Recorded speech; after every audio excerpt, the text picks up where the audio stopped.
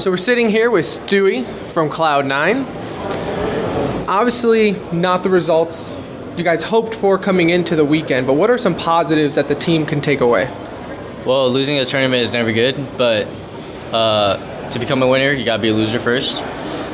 We didn't perform too well. We actually went 1-4, but I feel like we should have beat teams like MV, Immortals, even Fnatic. I think we were pretty confident against Fnatic, but it seems like they came out with no respect.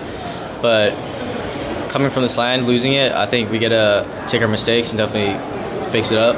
We had like a team talk, which is good because talking is actually the key.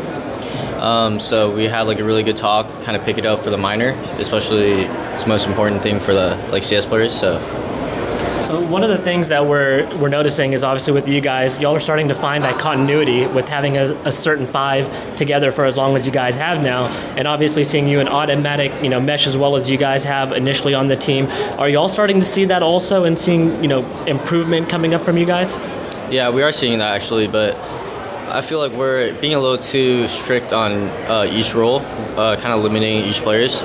So I think just giving everyone freedom and kind of playing a little loose like SK, we're kind of trying to be like SK, so yeah. I feel like if we mimic SK's playstyle, we can kind of be like them.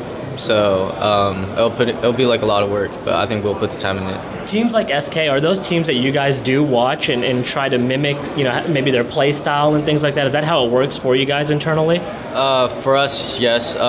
We look up to SK a lot just because they have like really similar players to us, and they're world champions, and they actually have a lot of set things, but a lot of people don't see it unless they tell you. Yeah. In group stage, it's all best of one, right? You don't really have a second chance.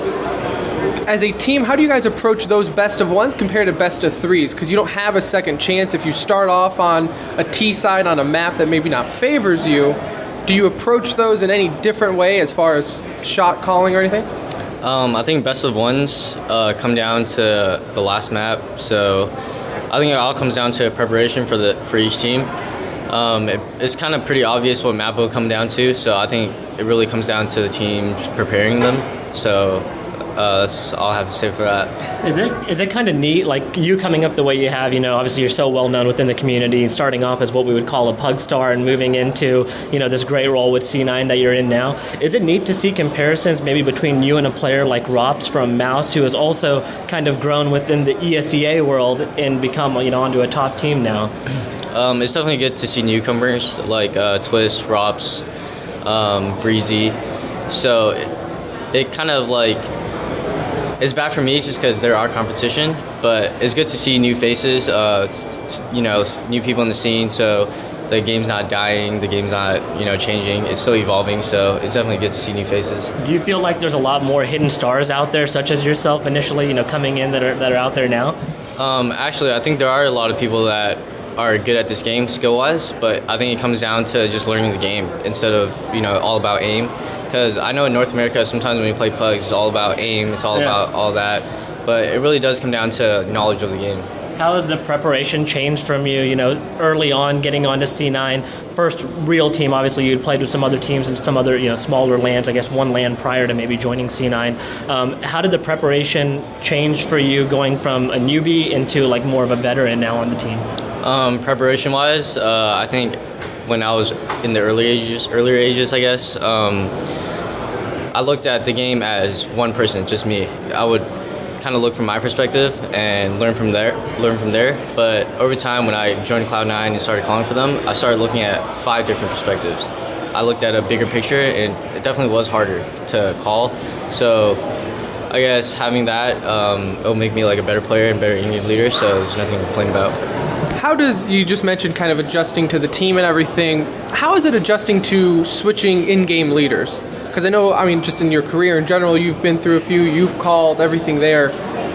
Does it create tension as an in-game leader if you don't agree with something, or how do you deal with that? Well, in-game, I think it really depends on how your team talks to each other, right? I think if you have like a mid-game caller, and let's say the guy who calls the strat first, then everyone has to accept it. But if the mid gamer calls the strat before the in-game leader calls the strat, then everyone has to accept that as well. But I think it does get frustrating when you're in-game leading because when something doesn't go your way, you had like the perfect strat for it. But I learned In your mind, it was supposed to work. Yeah, in your mind it was supposed to work, but at the end, when I stopped calling and Tim started calling for a little bit, I realized that there's really no perfect strat. It all comes down to like working as a team because CS:GO is like it's so random at times. But yeah, I think there's like no perfect strat, so it all comes down to like your teamwork. Stewie, thank you so much. Thank you. Good luck in endeavor.